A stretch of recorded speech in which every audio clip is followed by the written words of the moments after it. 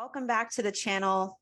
Today we're discussing something rather interesting, looking at the flaw of attraction rather than the law of attraction. So one of the best ways to not attract unhealthy relationships is to not repel the healthy relationships in the first place. And so that's what we're going to dive into today. Before we do that, before we jump in, Tony, I want you to share, if you could, with our audience a little bit about your background and just what brought you here today to speak about dating and relationships. So I would say the reason I'm here is you. It's your fault. You made me do this. So, but in all seriousness, you and I, we've worked together. We've had some really good, deep conversations. Both of us are about that deep life, right? Yeah.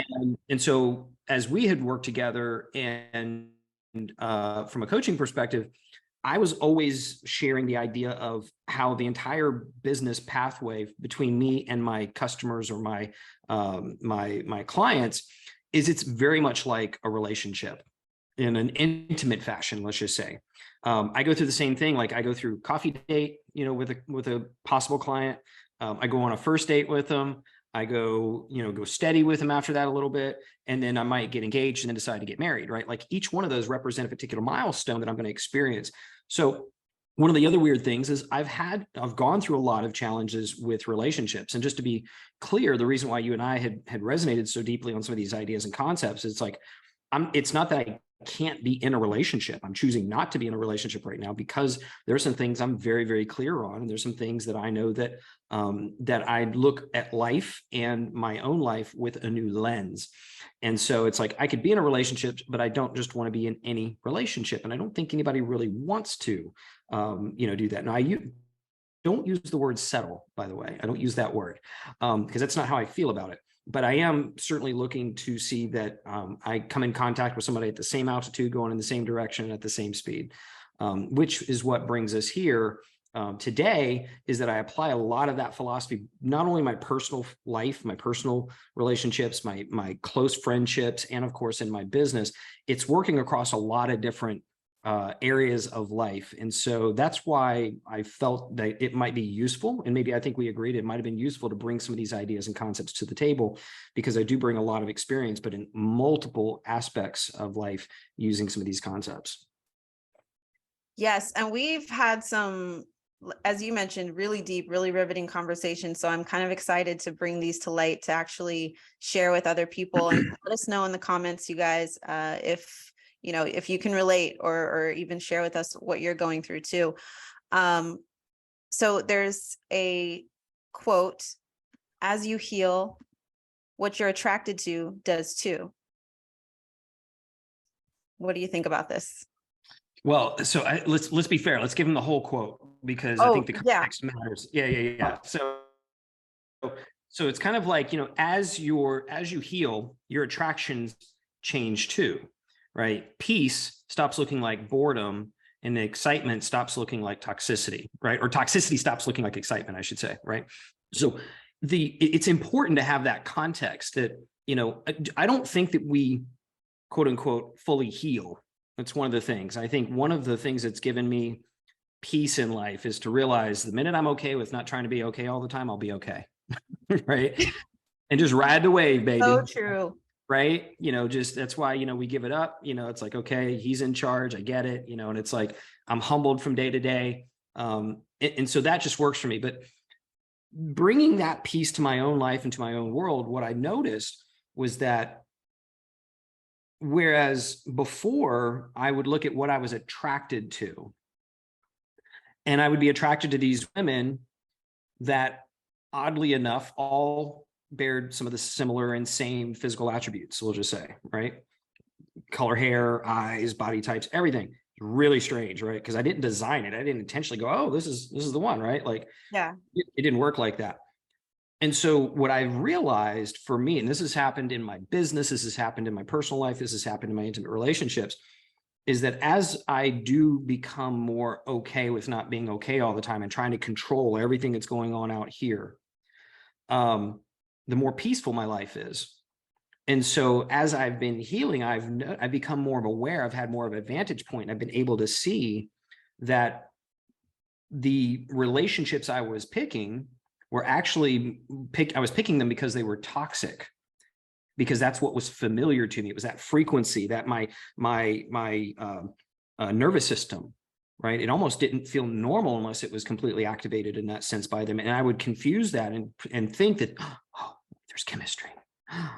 Oh, don't you feel it? It's palpable, right? It's So like, you would take that sort of that almost like an anxious excitement feeling and feel like that was the chemistry connecting yeah, you guys?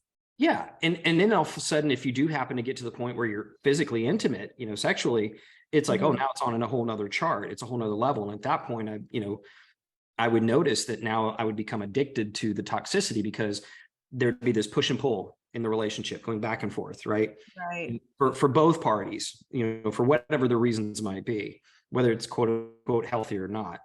But what I began to realize was that I was picking a lot of my relationships, or investing, I should say is even a better word, investing in a lot of relationships, because the toxicity the toxicity seemed more like excitement and activation and chemistry. And I have a Right. short story I'll share here in a second to kind of bounce this off of, but I want to know your opinion on this, because once I started to have this realization, have this vantage point, I started to realize, like, relationships or women that I was starting to come in contact with, I didn't have that chemistry. I didn't have that oomph. And it kind of felt boring. And I was kind of like, man, not really, but they Yeah. were, good women. What are your thoughts? Have you had any experiences around that? Because then I'll go someplace with it when we're done. I definitely think women, speaking for myself, and I think women generally are definitely subject to that feeling, because you hear women say, oh, I'm still single, I just haven't met anyone that excites me, and you ask them about their, most recent situation, and they'll say, oh, it was this guy, he was really hot and he was so great. And, so there was a lot of that excitement quotient, that chemistry, that, high Mhm. octane sort of charge. And then you wonder, well, where is that guy? Why didn't that work out? And it usually doesn't work out because that's not like a steady foundation, right? For something long lasting, something safe and secure. And so I definitely, to answer your question, have met what I knew to be really great quality men. But if I didn't have that little something, I didn't know, it was hard to envision it going forward without that, I think. Right. Yeah, and that makes total sense. Especially from a biological standpoint, when you start to think about like how women are designed, like you're designed to carry babies and it's 9 months. And so, going through being intimate, like that's a big deal, because if that's the case, like there goes a lot of your, your life drastically changes, right? Uh, Right. and so I would understand, a woman wanting to be mindful around who she was engaged with. But it's interesting when really what it reveals is the inside out game. I recently had someone tell me that her prerequisite, and she'd went on 40 to 50 or 60 dates, but her prerequisite, if she couldn't imagine if she couldn't imagine him putting his hands on her, then it wasn't going to work. That was her prerequisite. So, and I'm not saying that's everybody, just like my experience and my feedback, it's not the total solution. But what I found interesting about it, though, is out of those, she said 40 originally, then it was like 60, but it was a lot, right? She didn't Mhm. date any of them except for the very last one. And he was the one that she was like activated by. Yeah. And it went great for like about 6-8 months until it didn't. And then all of a sudden, the discarding, the gaslighting, and all these other weird things start going on, and just and they're beside themselves wondering what's going on, right? And so my theory, and this is not the only experience I'm basing it off of, this is just one story. My theory is that out of all of those 40, 50, 60 people, the ones that felt peaceful were boring. And Hmm. the one that felt exciting was actually toxic And unstable. and very unstable. Yeah. And even right now, she would say, I want a stable relationship, but she can't stop seeing him. Yeah. Well, then, and so I wanted to get to this later, but I feel like it's just kind of an invitation to say this. But, you know, So when a man or a woman stays in one of these relationships that's, based around excitement, it's toxic, it's basically not working, but they're hanging on because, there's just something about it or something about that person. I think that really just reflects, they say, oh, I want a stable relationship. Well, I don't want to be cheated on anymore. But there's some payout that you're getting from continuing to participate in it. And I think that's one of the things we might tend to be blind to, is if you're saying you're wanting this, but you're not willing to let go of this, there's something that you're getting from that dynamic that you're still enjoying. And so I think that that's important to look at when we're trying to figure out, or just how to break our own patterns, right? How to break ourselves out of, the toxic BS kind of hot, cold, on and off again stuff. Is like, well, what am I really getting out of this that I do like, that I do enjoy?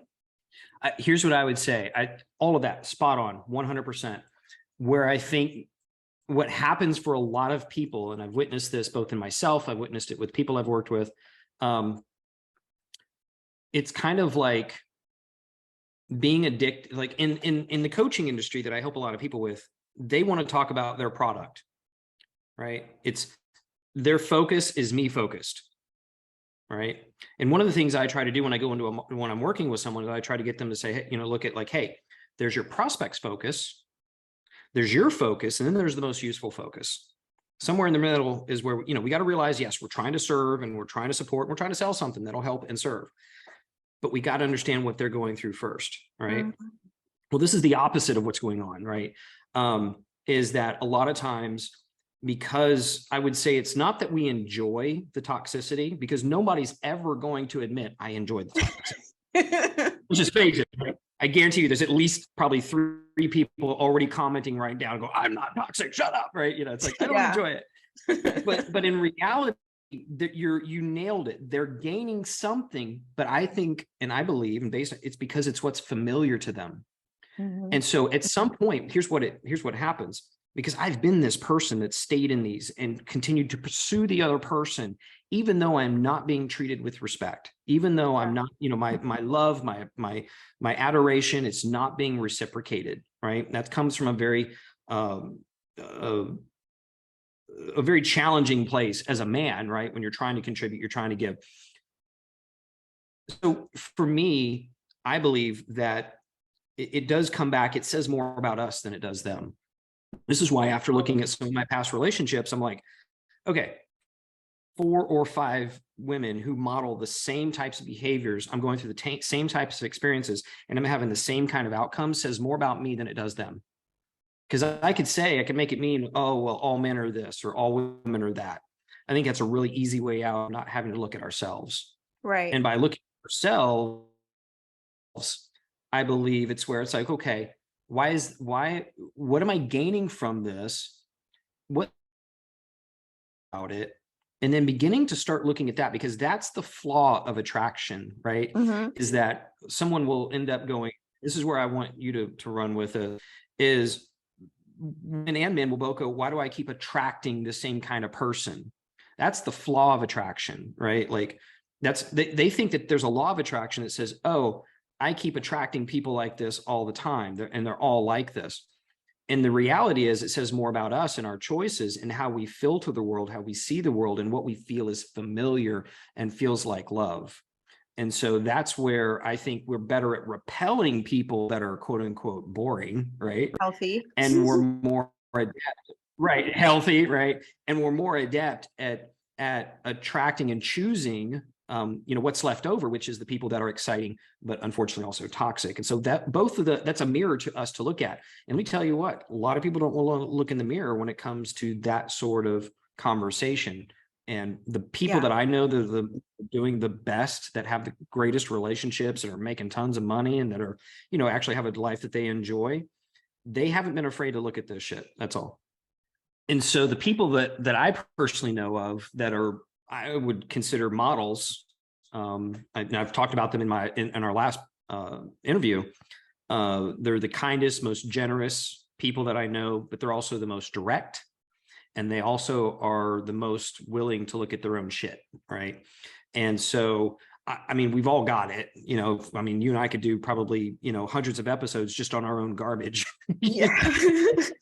But, it's also that willingness and that capacity to kind of lean into that stuff and be with it, so that eventually I'm not screening out the healthy relationships, right? And I'm actually choosing and living into those relationships. I'm curious what you think. And we're not doing it consciously. I think that is for as open as I am to doing the work. And I know a lot of you guys out there are as well. That's the only reason, you keep up with, this work, and you do it for yourself because you want to be better.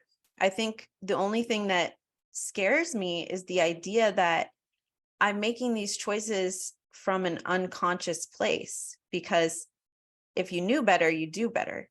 So there's always an element of, what am I not seeing, or why do I choose myself? I think step one, like you said, step one is accepting the fact that you are responsible. You are making these choices. You are the person who is the common denominator in all of your situations and relationships. But also then taking it a step further to say, okay, well, if I'm the person making these choices, what's really behind this? Why am I choosing this for myself over and over when it's not making me happy? Yeah. And I believe that's the $100 million question right there. Is I've always, for the last several years, I've stopped asking myself why. And I've started, my main question is focusing on, what am I gaining? Right. So every trigger to me is an opportunity for me to be with what I haven't been able to be with. Right. Debbie Ford would say, what you can't be with will never let you be.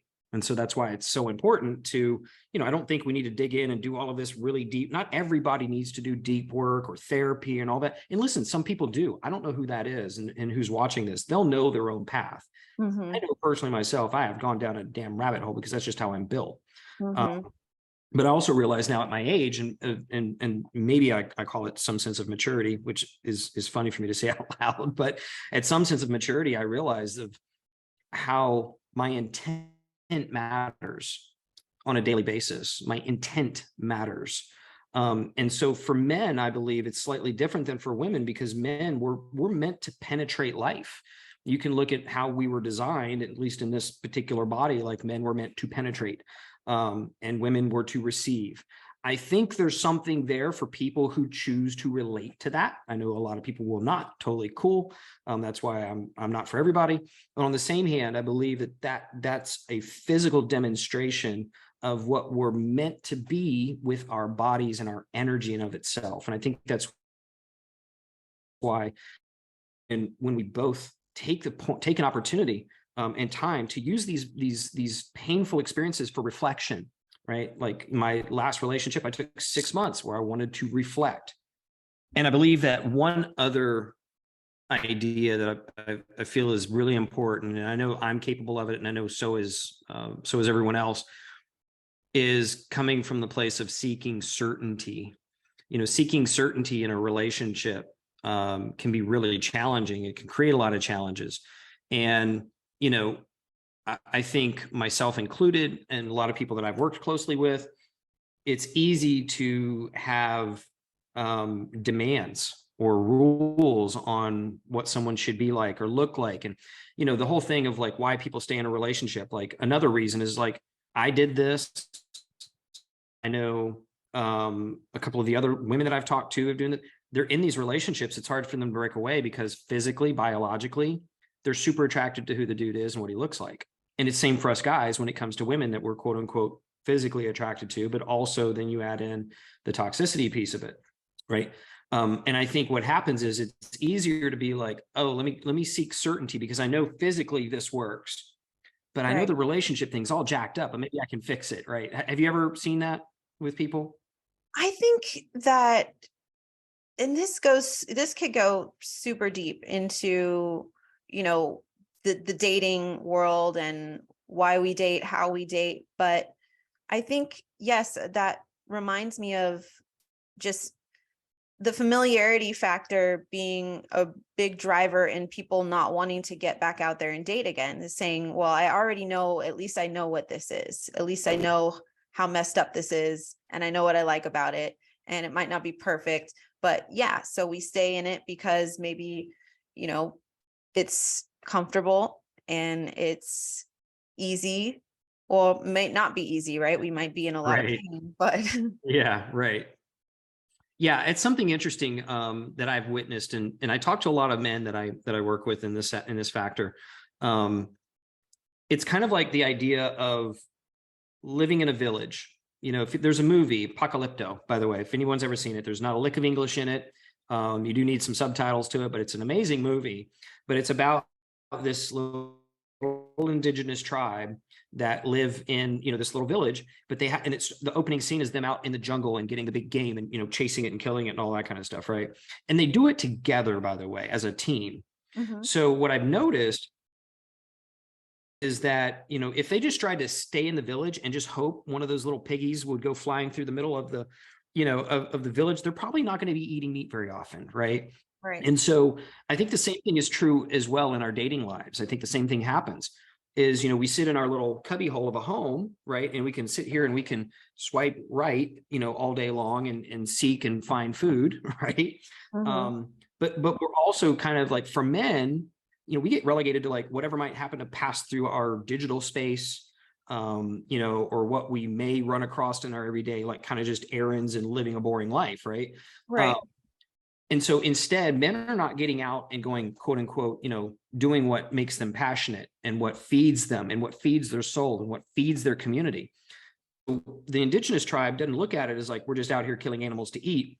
They're looking at it as like, this is like the circle of life, and this is meaningful to us. And this is meaningful to me to eat. It's meaningful to my family and to the entire community, to celebrate around this beast giving its life. Right. Right. Um, and it's like men have forgotten how to do that. Like you'd asked me one point, what do I suggest to men that where do they go to meet women? Mhm. And my response to you was what? It was like, I don't tell my guys to go meet where to go meet women. I tell them to go do something meaningful with their life. Right. Right. I've heard it said before, and we've probably heard it said other ways, but it's like, don't chase women, chase excellence. Right. Right. And I believe it's the same thing with like going into hunting and like having other good men that have, moral standing and character and intentional about their lives. They're intentional about what they're doing and who they're being with their life. And I think that stuff is lost. This is what a lot of women say that they're looking for in men that are being on purpose, that are living into their intentions. Mhm. That's super attractive, to a woman who's looking for a man who can hold that space and lead with that type of power and feel protected in some sense, right? Energetically speaking, even if she's a boss babe, doesn't matter, right? Right. So I don't know. What do you think? What do you think of that? I think that, when you talk about specifically for men, being disconnected from that a little bit, I can definitely see and feel that, because sometimes you have, guys that are on the dating apps that, again, you hear about a guy that looks great on paper, right? Because he's doing all the things he's supposed to do. I call He it potential. potential. He got the degrees, he's working away, he's got the job, maybe not necessarily super passionate, but he's doing the things on the checklist, right? Mhm. And sometimes if you go out on a date with a man like that, it can just feel like, like he has to have that vigor for life. He has to have that excitement. Well, see, here I go chasing excitement. Um, he has to have a passion for what he does. I can't tell you, probably the number one thing that is just unattractive to me as a woman. And again, I don't want to get in trouble here, but it's just about being honest, right? And Yeah. just telling our own truth here is, a man that doesn't like what he does for a living, or a man Mm. that comes home and is aggravated, angry, wiped out, drained, pissed off. And that's okay. Sometimes you still have to support your partner through the highs and the lows, sure.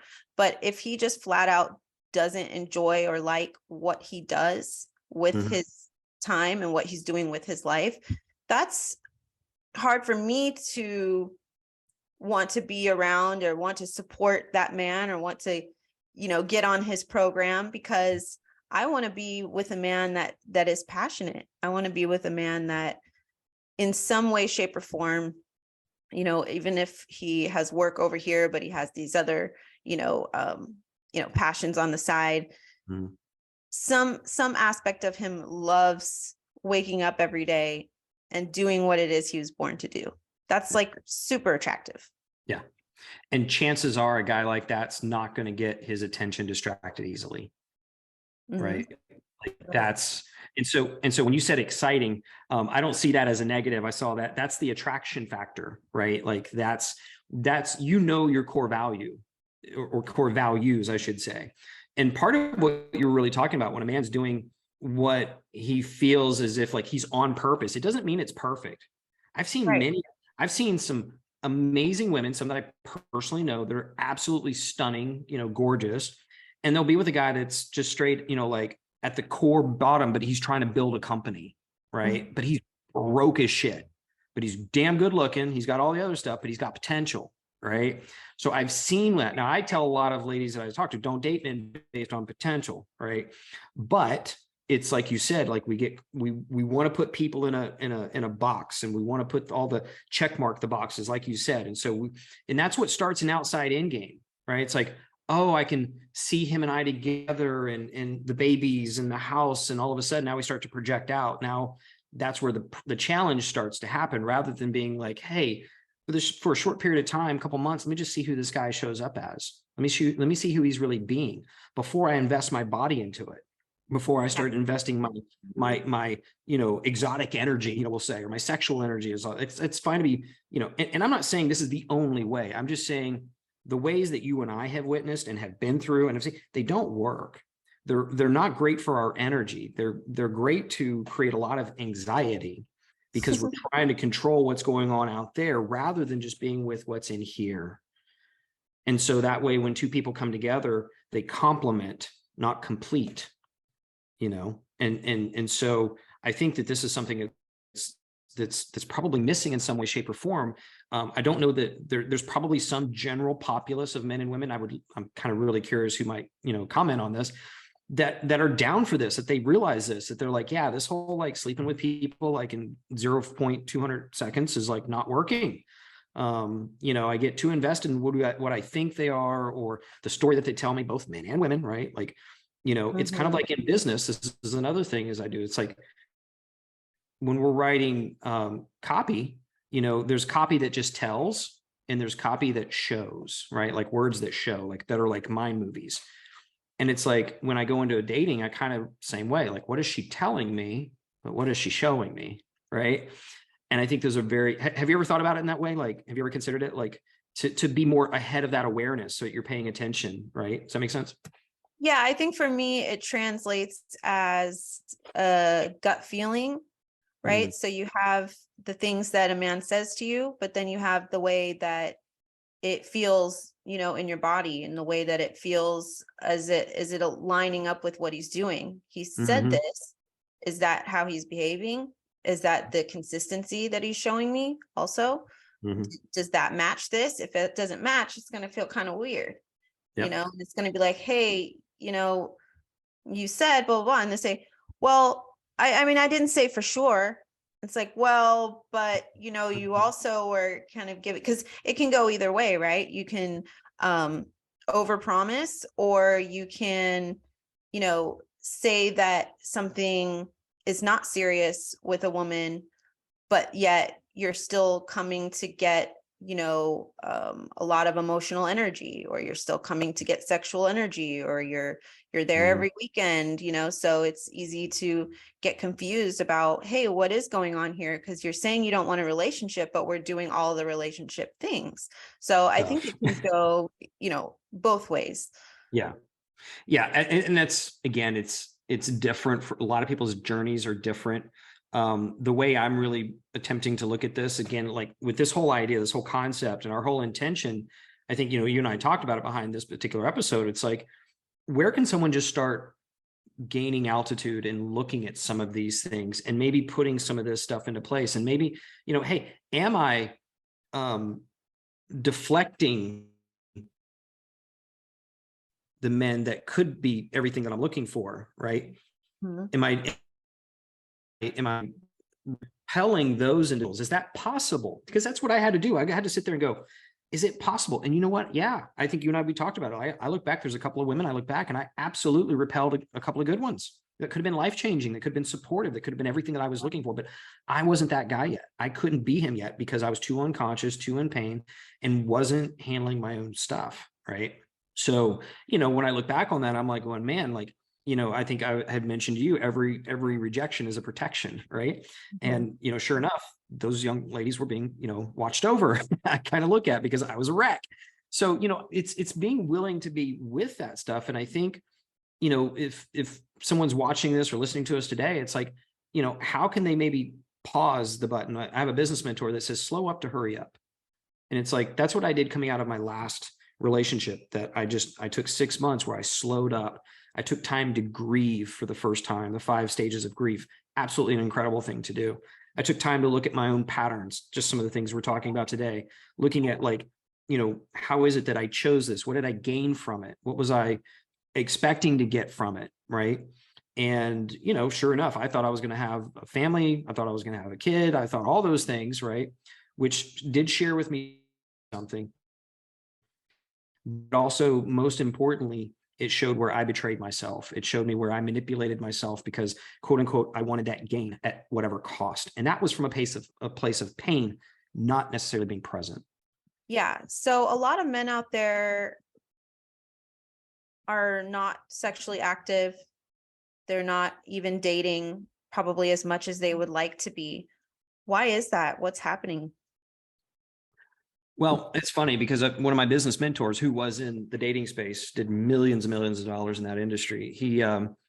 He confirmed for me what I pretty much had already, put together. And I'm not the only one to figure it out. There's a lot of, channels that talk about this in some sense, but online dating changed everything. Everything's gone online now.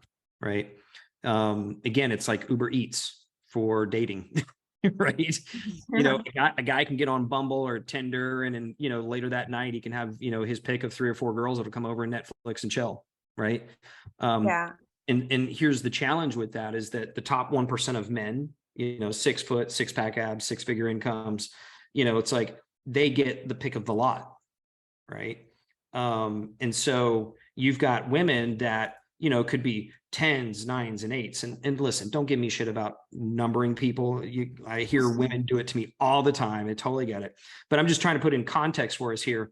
The women that are, 4s and 5s and 6s, they're going after the ones as well, because that's what's, that's the dream, that's the magic. And so in the United States, you've got 30% of young men under the age of 25 that have not had sex yet. And what does that mean? A lot of women haven't either, but a lot of women have and they're just not talking about it because it's a little more taboo, right? We know that because, like when female contraceptives came into play, it freed women up to not have to worry about that 9 months, that they might get locked down. They can kind of do more of what they want. And there's repercussions to that. There's consequences to that. And I'm not saying that it's bad to have that. I'm not saying it's good. I'm just saying, look at the data, look at what's happening in the marketplace. And so, I think where I can make a difference is where I'm speaking to some of these younger guys, and I'm talking to guys that are 40s and in their 50s as well. But even the younger guys, it's like, don't worry about it. Just do something meaningful with your life. Take all of that energy, that quote unquote sexual energy, transmute it into character, transmute it into doing something intentional with your life that brings you joy, because that inevitably is what's going to be super attractive to a woman. I can't tell you how many times I've seen a guy that, and I know somebody very specifically right now that I wish I could talk about, but when I first met him, he and still is today, very much an introvert, left brain hardcore, very quiet usually, but always intently listening just sharp as a tack, super intelligent. Just kind of getting his e-commerce business up and running at that time, very novice. And I could tell you right now, most women would look at him and wouldn't even take a second glance. Not at all. All right. Fast forward a couple of years later, I see him at a huge get together, and he's got a stunning blonde, beautiful, and you can tell she's just articulate and intelligent. And I'm not just trying to say she was beautiful. She was, but I'm looking at all of her, and I could see how she would, be on his side in a sense, and how just respectful in the way that she would acknowledge people and talk. It was really beautiful to see. Now, mind you, a lot about him had changed.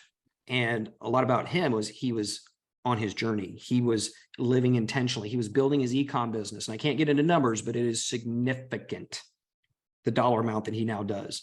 And it's probably obvious because now he buys, and he's the kind of guy that he'll buy, like, I forget the name of it. It's the Mercedes. It's like, it's a big G-Wagon. That's what it is, right? Yeah. Now, he owns it, but not for the reason that most people would think. He doesn't own it because it's all G and, girls are going to like it. He bought it because it's very practical, because he's like, anything over 66,000 pounds, I can write off on my taxes. Because that's why, because that's what's important to him, because he's living an intentional life where he's built something that he loves showing up for every single day. He doesn't care if anybody likes it or not. And I think that that's super important.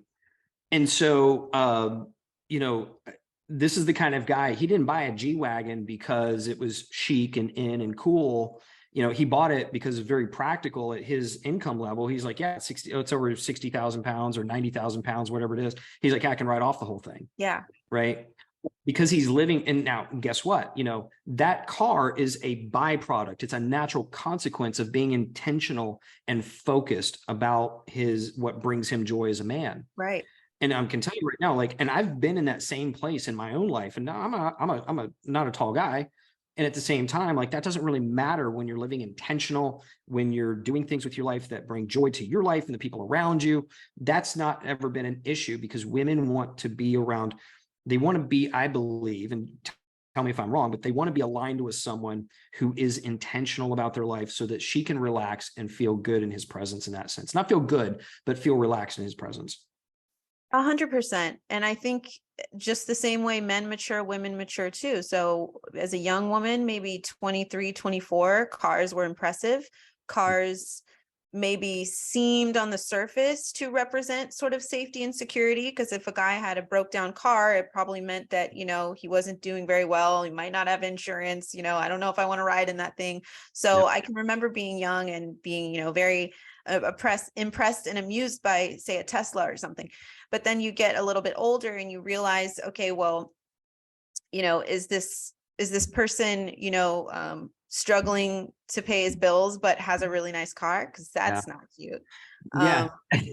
Or does the guy have a car, but, nothing really planned out for himself for the future? Because, that's also, so I think as women get older, hopefully they will learn to value those things in a man that are really his core values and his character, about where he can lead them as a couple or lead them as a family. I think that that's way more valuable. But I like what you said about how, for this gentleman in particular, the car was just a byproduct of his living intentionally, and it happens to impress people, but he didn't get the car so he could get the girl.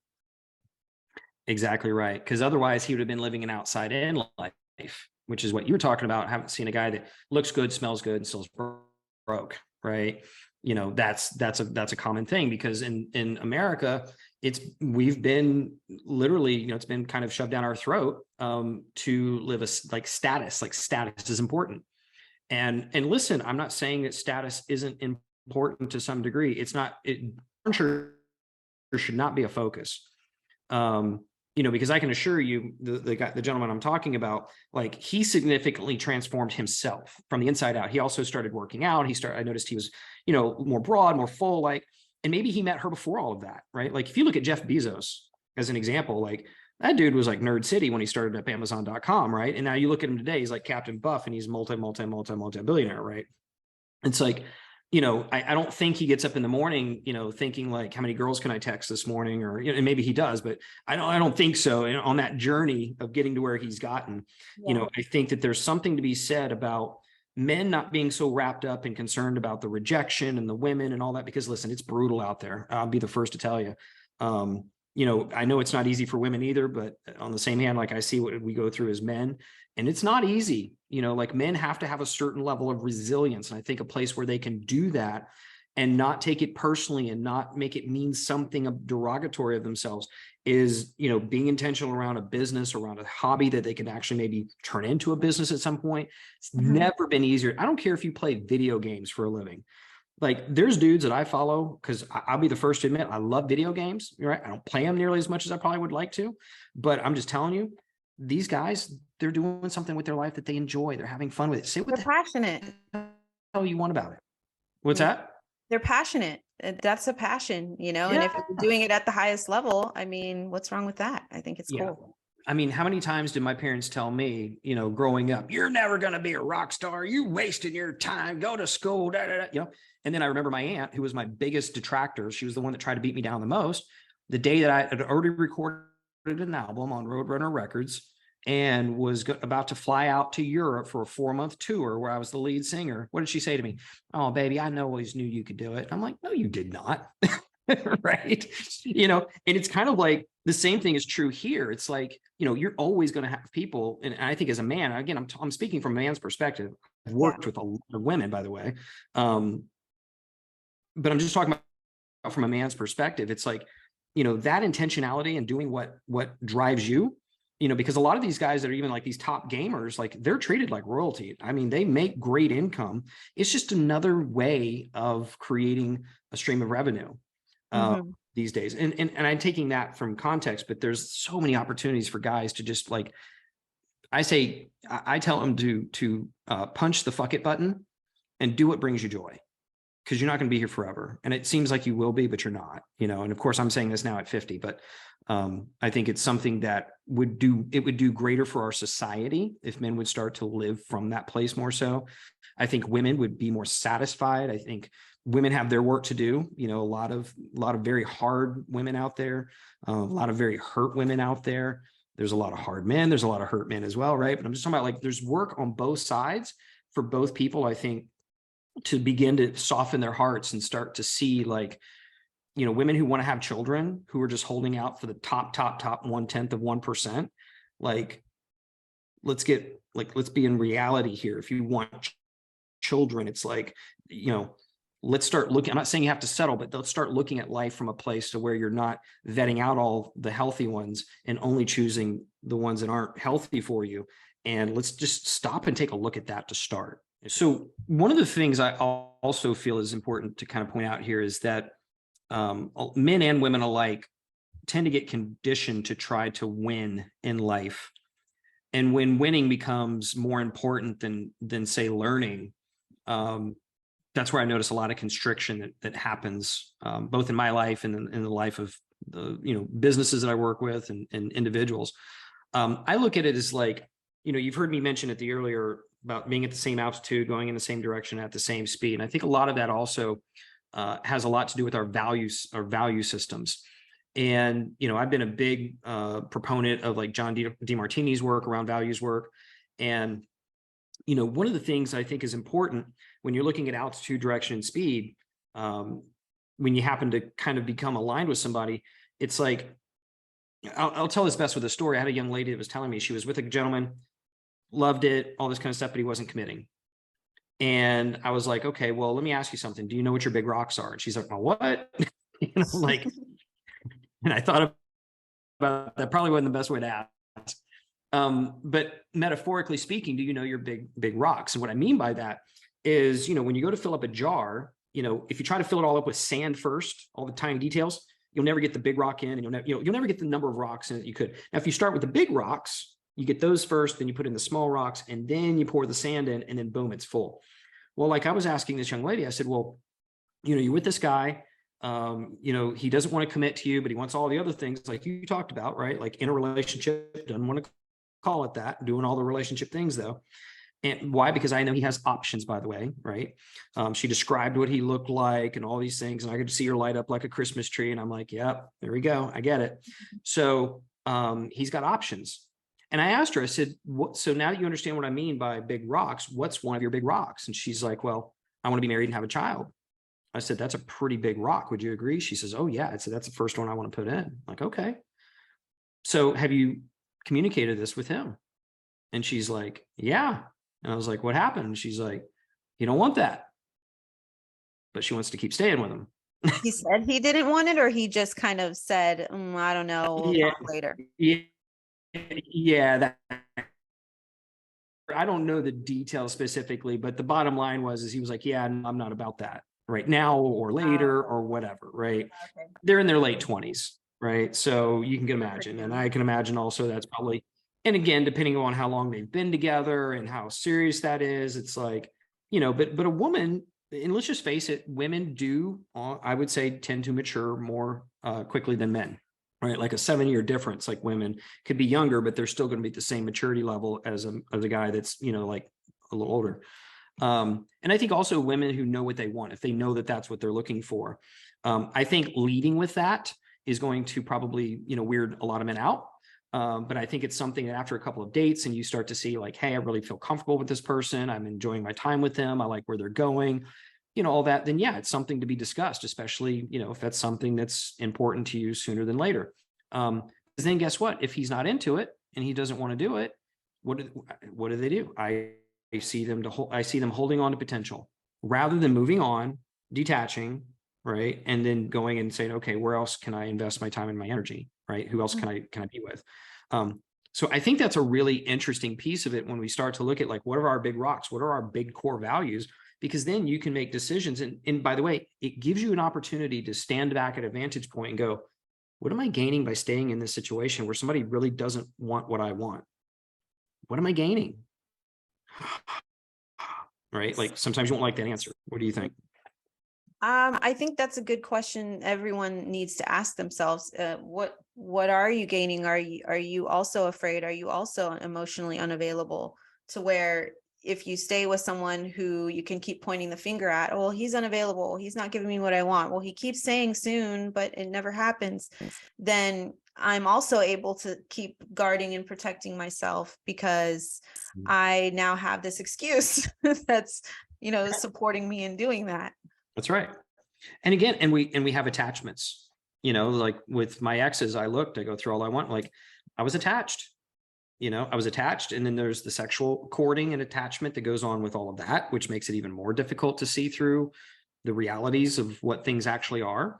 Yeah, I think it all plays in there, and it's like, it can be convoluted, but it can also be very simple.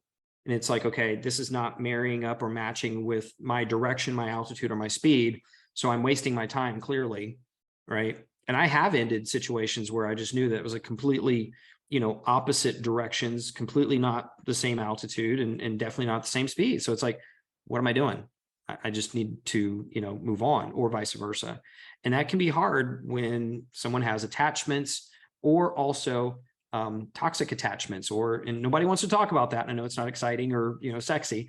But I just can tell you, when I began to see mine for what they were, I stopped repelling. Right. And I didn't complain about what I was attracting. Like I just got it. I understood, and then I can make better decisions. What about you? Well, I wanted to ask, is there ever a situation where, you talk about that initial spark, that initial chemistry that everyone, or that charge that people confuse as being chemistry, Mhm. is the same true for men, or is it true for a man that he could maybe initially not be super attracted to a woman that is really good for him? 100%, 100% it can be. Yeah. Um, my mentor in business, he would say all the time, like, men fall in love with what they care about. So, it's a necessity for us men, like we're built to care, believe it or not, right? We're built to protect, we're built to provide. Again, be upset with stereotypes all you like, but I'm just telling you, like the vast majority of men that I know, including myself, like I show up sometimes at my best when I feel as if I'm, in one of those roles, right? And I Mhm. feel that role in my business, by the way, because I deeply care about the people that I'm supporting. I only pick the ones to work with that I know that I can actually help and serve, that have the necessities for me to be able to do that, right? Mhm. And it's the same thing in my relationships as well. It's like, I'm looking to serve in a relationship, and I'm looking to be served, in some instances and ways, right? But I think it's important to know yourself. And the Delphi Oracle would say, know thyself.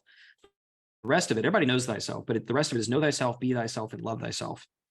Right. So I think as men, when we begin to love ourselves, we fall in love with ourselves. We start to care about ourselves more. We are more mindful about where we penetrate life. And I mean that in many ways, by the way. But I think, one of the main ways people don't necessarily want to talk about is like, they want to think that all men are just looking to penetrate in one way. And I think that can be true 100%. I think that's, definitely a symptom of something far deeper. And I think women do need to be mindful of that today more than ever. And I tell my men, you need to be aware of the same thing, because women have come from the same places, as well. And I think it's just something for everybody to be mindful of and to start to not be afraid to have conversations around, if that makes sense. But yeah, men definitely can be with a woman that, I mean, Hugh Jackman would be a great example from like a big star perspective. Like, you would look at him and go, wow, like he could be with whoever he wants, but he's with her. Right. And it's like, and I'm just saying because it was a public thing back then, but it was like, it wasn't about that. It was about how much she enriched his heart, how much she believed in him. Right. We talked about that. I think that those things, like women have an incredible, absolutely stunningly incredible amount of opportunity to amplify men that are already on purpose.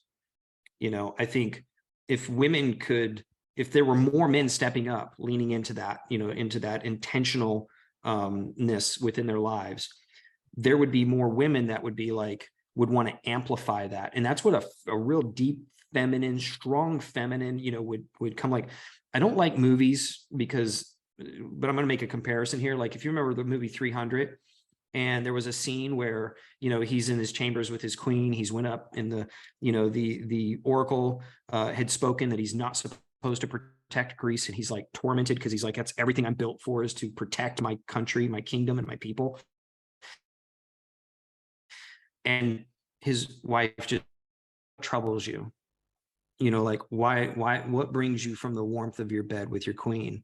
And he tells her, and she's like, ask yourself, it's not what you do, as a king, but what you do as a man, for your people. And it was like, it was just a really neat, interesting perspective of like what I see as like a strong feminine, like, I got your back.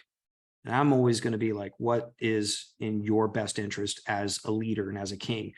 And that, again, I'm kind of like amplifying something here, is more Hollywood, but there's an essence to that I thought was really interesting, and something that I've seen in the relationships that I model from right now that are, 30 and 50 years old. It's like, it's the one scene that I've seen where it's like a king and a queen kind of actually play a very practical role, I'll say, from the feminine and the masculine energy. So when you talk about the wife in the movie 300, the queen. Yeah.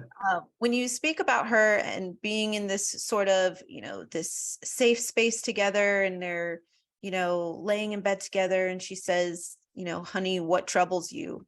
And, that seems it seems like it comes from a loving place, seems very constructive. Yep. But what's the difference, I guess, between supporting somebody in a nurturing, uplifting way versus, women that want to help their men by telling them, what to do, or that they've got a great idea that he should follow, or that, things of that nature that we hear a lot about? Yeah, that's an interesting question. Let me break it down, because you kind of went a couple of places there with it. So a man who's already intentional, who's already doing things, who's already, inspired to live that inside out life, is going to require less, if any, like dictation from his partner. It's less likely going to be necessary, we'll put it that way. And he'll more likely desire more support, right? Like, I got your back, or, however ways that looks, right? Now, where there becomes a challenge is when a woman starts to try to teach a man, or tries to start to guide a man. Now she's right, because, and I've seen this happen in relationships where, again, they're with a man who's physically, staturally speaking, has all those attributes that they're looking for, maybe has some of that, but there's that stuff missing. I can tell you right now, I was just at the pool today, and I know a couple, I saw them, and the one girl is talking about her man and to her mom, and she's like, he just needs to get more motivation and get off his ass and right? Yeah. And it's like, that ain't going nowhere. Right. Especially if she's talking to him like that, or if she's trying to coach him like that or guide. I'm like, honey, that says more about you than it does him. That's you trying to turn a pile of poop into something polished. And that's going to be a long time coming. So if you're such a woman, then find your other man, find your guy that's more in alignment, that's at your altitude, going your direction at your same speed, instead of going, oh, he looks amazing. Us guys are doing this stuff all the time too, by the way, but I see it so much in women as well. It's really fascinating. So, what my perspective, now there's also something you said, which is slightly different.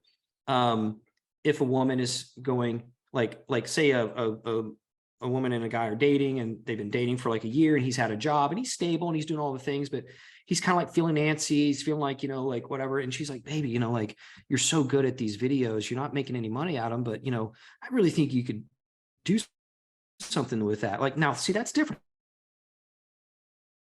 Right. I know this, but I see this in you. A man would love that, right? From that perspective.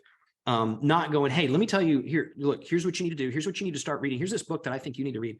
Because most guys are going to be like, they're going to put the hand in their face. Even if they love you, even if they care about you, it's like, it's going to, in essence, it's demasculating the guy. Like, you're trying to coach him.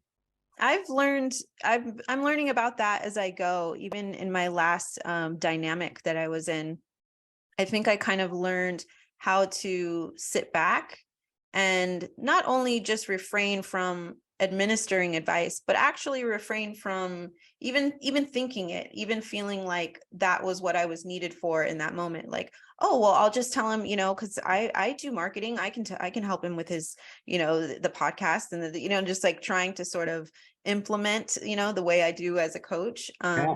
But not only, like I said, not only not speaking it, but just relaxing, totally to where I know that that's not what he needs from me, but if he did, he could ask, and I could share what I know. But that's something that I think is important in the male-female dynamic. And, when you're in a partnership, is letting a man make the decisions and letting him make mistakes if he needs to make mistakes. And if at any point you're no longer comfortable with, the altitude that he's at, then you remove yourself. But at no point as a woman is it for me to tell him what we need to do and where we need to go. And, so that's, I think, important. Yeah. And again, we see that in the onset of just in the dating, world, like, if I meet somebody and I'm like, hey, you want to do coffee sometimes. And if they come back, well, why don't we just do dinner? I'm like, I said coffee. Really? Yeah. Like, you don't want to do coffee? Let's not do coffee then. Oh, okay. See, so these are the little things that I would have not known would have been something you don't say. Yeah. Right. Well, yeah, I've seen, well, again, it's expected in a lot of ways. And again, I'm painting some broad strokes here, but it's what we see the vast majority of. It's like, ladies expect men to take them out to a nice dinner the first date. I'm not doing it. I'm going to do something that's like coffee, or I'm not going to do a drink yet, right? Like, I do drink, but I'm not a drinker. I don't even drink at home by myself, but I'll socially drink. I'll have a glass or something. Or if my lady comes over, we're going to have a glass together, Friday night. Yeah. Well, that sort of thing. I'm not going to get fully invested yet. I am not going to put that kind of money in, I'm not going to put that kind of time and energy. It's more about my time and energy more than anything. As a matter of fact, a woman who says, no, I don't want to do, like, why don't we just do dinner? She's already trying to dictate to me how things are going to go, and that doesn't work. So I'm going to be passive. See, that's what I heard. That's what I was referring to is that, and see, the old me would have been like kind of offended. The old me would have been like, what's the big deal? It's dinner. You said sandwich, I said spaghetti. What, like, why, why aren't my ideas okay? But I said coffee to dinner. So but I think, just understanding that it's such a relief when a man can lead you, and it's such a relief when he can when he can guide the relationship. And I think it leads to a more fulfilling and enriching dynamic, if you can learn to let that go. Actually, I worked with one of my clients on this as well, just understanding that through the online dating process, let's say you're vetting several candidates or several potential partners. When you're dating them, it's important to let the man choose the dates, right? So one thing I noticed that was happening is, a man would be pursuing my client, and she would be unavailable. And then she'd call him back and say, well, why don't we do this? And I started noticing that was like a pattern. And I say, no, it's really important that you accept his invitation, that you receive his generosity, that you receive his taking steps towards you, right? Mm-hmm. Rather than continuously saying, no, I can't, not tonight. That doesn't work for me. I don't really like coffee. No. But then coming back and say, but I want to see you, and I'd really love if we could go to Hudson House because I love oysters. Right. There's a big difference there, slight, but major. No. So 100% agree with every bit of that. There was something you said towards the end that I thought that as a man, I want to kind of point out for both men and women that was really, really special. It was receive his generosity, right? Mm-hmm. And I think that's really important. It's more important to see than it is to say allow him to, because mm-hmm. allow means that, oh, I'm in control, but I'm going to allow him. Nobody's in control of anything, right? That's the key. That's the big key. It's like, can I be with a man who's stable enough that understands that it's okay to not be okay all the time, and when he gets that, he'll be okay, right? And that's where a man can really lead from a solid foundation, but it's the women have just as much work to do, I would say, or just as much awareness to be around of like, can they be led? Like even in great leadership, great leaders were once great employees of a lot of great companies. It's because they learned how to be led before they started leading. And I think, again, everyone's coming in at this conversation at different mm-hmm. altitudes. So I know there's going to be a woman that's going to come in and go, that's total bullshit. Well, it's because maybe you're already up here at a different altitude on something, right? But, and at the same time, I think that we all have our hearts to be softened. And I think that was the whole point and the intent behind this for me, was that men and women alike can soften their hearts and start to take like care of themselves intentionally. And when you begin to do that, again, we won't vet out the people that are good for us, quote unquote, good using loosely, the healthy relationships, and it'd be a lot more fun. I agree 100%. I think that learning for a woman, learning how to receive is going to make a bigger difference in whether or not she's able to attract, because it all kind of comes from that same place, right? It's, can you be sort of magnetic for what it is that you're wanting to call in, so, and I do think that a lot of those like toxic relationships, I think certainly this doesn't have to always be the case, but I think that probably involves more of like a forward leaning energy, like a chasing or pursuit, or like even when it's, and it's not good, or the guy's not calling, or it's fractured, you're still kind of looking for it, going after it, trying to fix it. And so I think that even just from a place of like grace and receiving, and, that's going to put you in more of a mind frame to attract something that's organic and naturally for you, like more positive. Yeah, I believe it's also going to make you more in demand.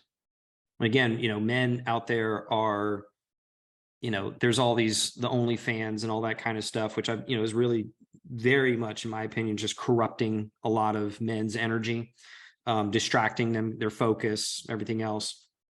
Now they got to worry about AI images, which are now no longer like real women. And men are now starting up OnlyFans accounts using AI women, which is, you know, a whole nother level of weirdness. Right. But, Whoa. you know, so it's like men today more than ever really, I believe, have to get real serious about their focus. Mm-hmm. And men, I believe, could benefit so greatly from focus, and intentionality, and really putting their effort and energy into focus, no matter what is going on around them, and no matter what their past is. And I believe women can benefit greatly from softening of their hearts, um, becoming more of a conduit of their, you know, their feminine nurturing selves, because men still do require, I don't care how big and badass they are, they all still want some love. They all still, you know, at the end of the day, you know, men want to be, you know, believed in, they want to be cared about and loved. You know, like there is at the core, there is some, I know that's me. Some men can play hard and, you know, and this, that, and the other, and that's cool. But Mm-hmm. I think the longer that it takes for us all to come to some of these, or at least start looking at this stuff, at least I could be totally full of shit, not know what I'm talking about. No, Uh, you're not. but, but, you know, I'm just saying, it's like, at some point, I think it's important for us to start having these conversations with one another, but more importantly, ourselves. So I would really love to challenge anyone who's listening to this or watching this, and, you know, just even in the comments, just share like what their, you know, what their, if they agree or not. And if not, what about the don't they agree? Because I think just healthy discourse at this point, both with ourselves and with other people, is what could really begin to help to heal this divide. So do let us know, guys. We love your feedback. We love interacting with you. And if you've made it to the end of this episode, thank you for sticking with us. Anything that we mentioned here today is going to have links in the description. So you can also check that out. Tony, as always, had a blast. Always, absolutely. At least we're catching some of these conversations now, and we're able to share them. So I know. hopefully it's useful to some folks. But I love hearing anybody's feedback, so it's cool. Okay, guys, we'll see you next week. Don't forget to subscribe.